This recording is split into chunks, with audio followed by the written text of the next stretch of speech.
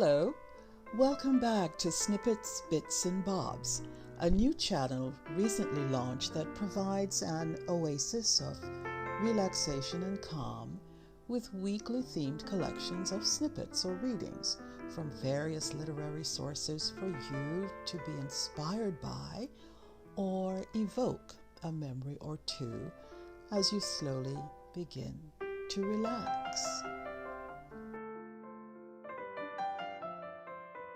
This week's theme is about spending some quiet time with that English guy I mentioned in last week's video.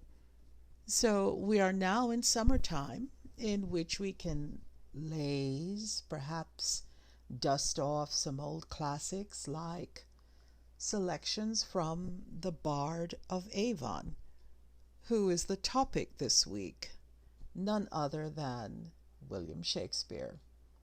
So, relax, stretch out, unwind, and I'll turn some pages of bits and bobs of Summering with Shakespeare, and also an Elizabethan contemporary of his talking about his philosophy of life. So, let's begin. The playwright, poet, and actor, William Shakespeare, was born in Stratford-on-Avon in England. We don't know the exact date of his birth, but he was baptized in 1564 and died in April 1616. He is known as the best and most famous British writer of all ages.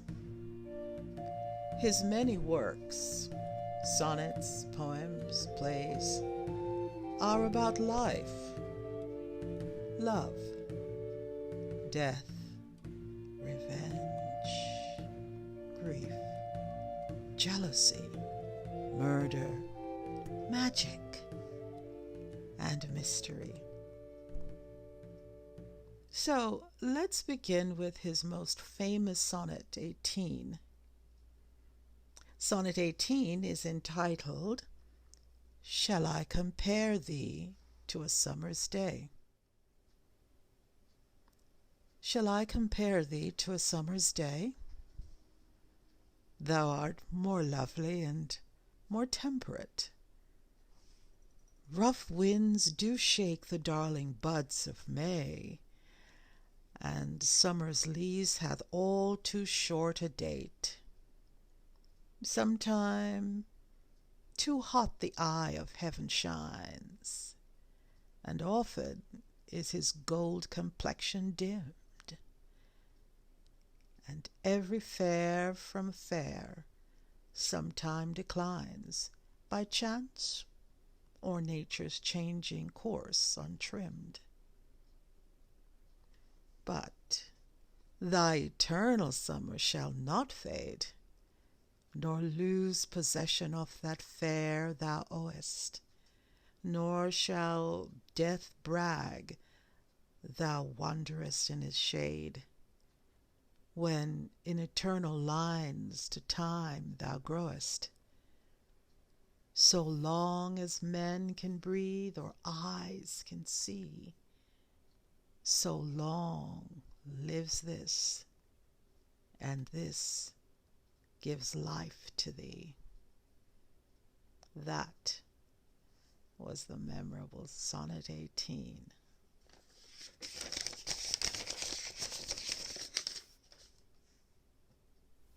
The next selection is A Midsummer Night's Dream. Now, as an FYI, Midsummer runs from April 29th to May 1st. However, this play is a comedy written in 1595 or 1596, and the play consists of multiple subplots that revolve around the marriage of Theseus and Hippolyta. One subplot revolves around a conflict among 4 Athenian lovers, and these subplots take place in a forest which is inhabited by fairies who control the characters of the play. Now, how many characters can you recognize? Love looks not with the eyes, but with the mind, and therefore is winged Cupid painted blind. Helena says that. The course of true love never did run smooth. Lysander. I know a bank where the wild thyme blows, where oxlips and the nodding violet grows, quite over-canopied with luscious woodbine, with sweet musk roses, and with eglantine. Oberon says that.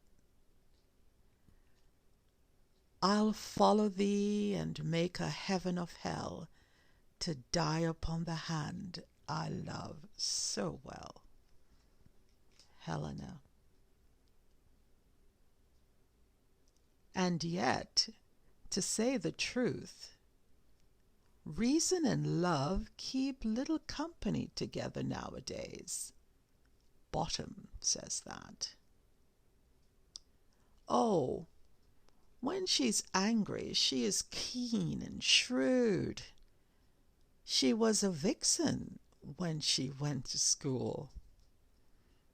And though she be but little, she is fierce. Helena says that about Hermia.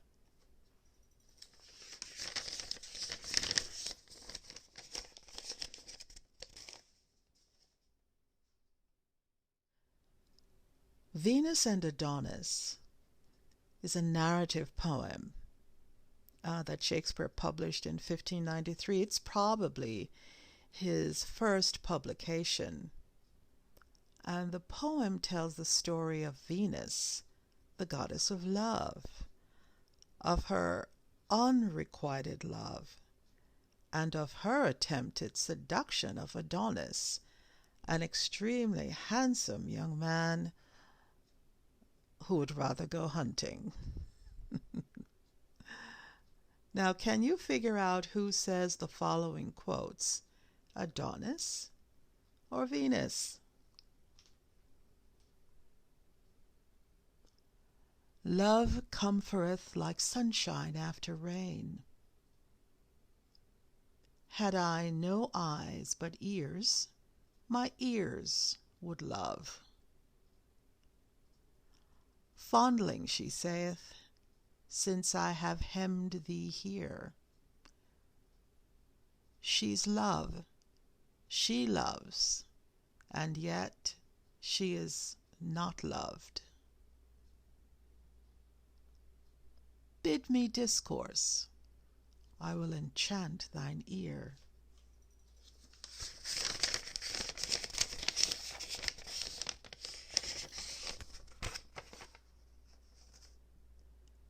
Shakespeare captures in poetry the harsh and unforgiving weather in England in the 1590s with these words of the seasons alter.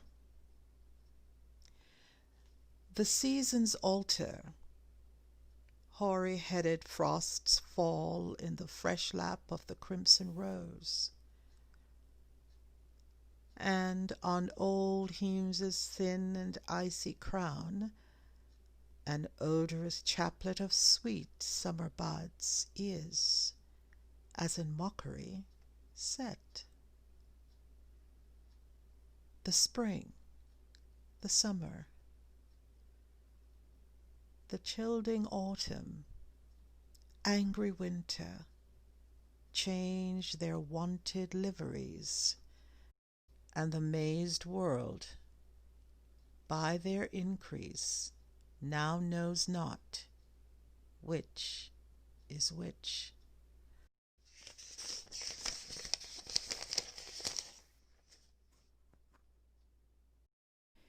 Here are some bits and bobs from Shakespeare's play, The Tragedy of Othello, the Moor of Venice, and the characters who speak the following. For she had eyes and chose me. Men in rage strike those that wish them best.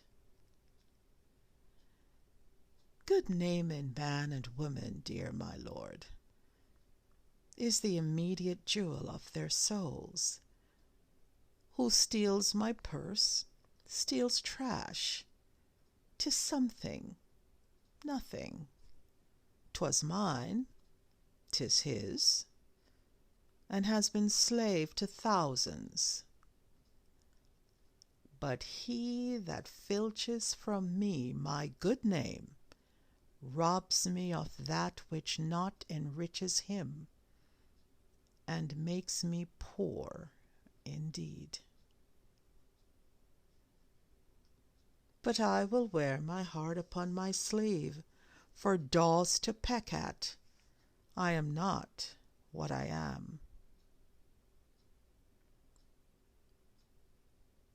Oh, beware, my lord, of jealousy.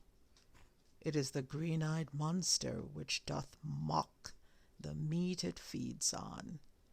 That cuckold lives in bliss, who, certain of his fate, loves not his wronger. But oh, what damned minutes tells he o'er who dotes, yet doubts, suspects, yet strongly loves.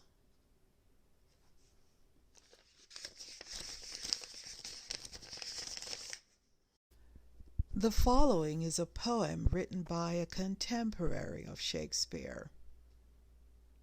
This poem, My Mind to Me a Kingdom Is, by Sir Edward Dyer, was referred to me by a founding subscriber and a friend of this channel.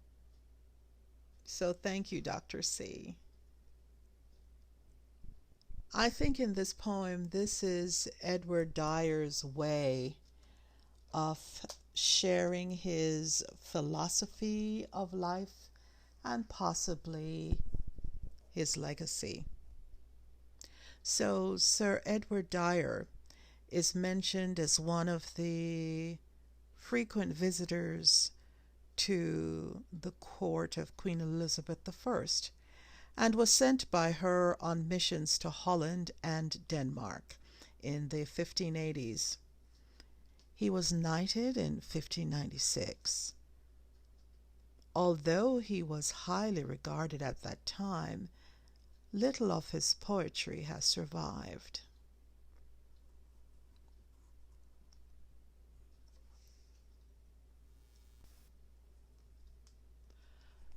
My mind to me a kingdom is. Such present joys therein I find that it excels all other bliss that earth affords or grows by kind.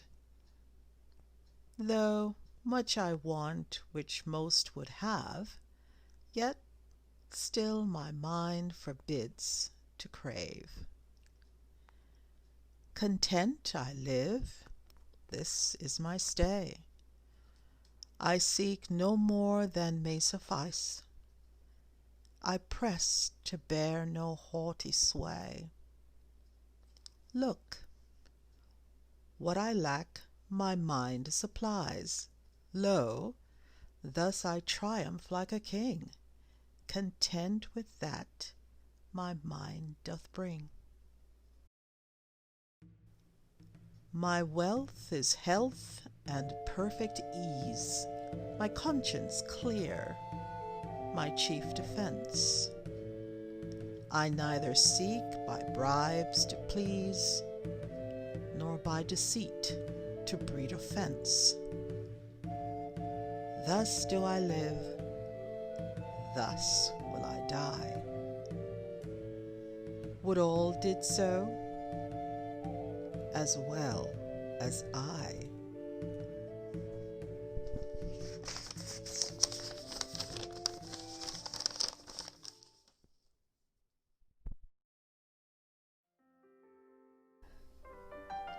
Thank you for watching. If you haven't already, I invite you to subscribe and hit the like button. Also, share your comments about this week's video in the comment section. And what topics would you want to hear in the future? Also, click on the bell icon on your right to get the latest videos when I upload them. This week's theme was Summering with Shakespeare. And as you know, every week I do a different theme, and I enjoy doing that very much. So what's the hint for next week? Well, maybe some things to have during summertime, and I'll leave it at that. And I will close with the famous quote from the Bard of Avon. Good night. Good night. Parting is such sweet sorrow that I shall say good night till it be morrow. Best wishes, stay cool, see you next week.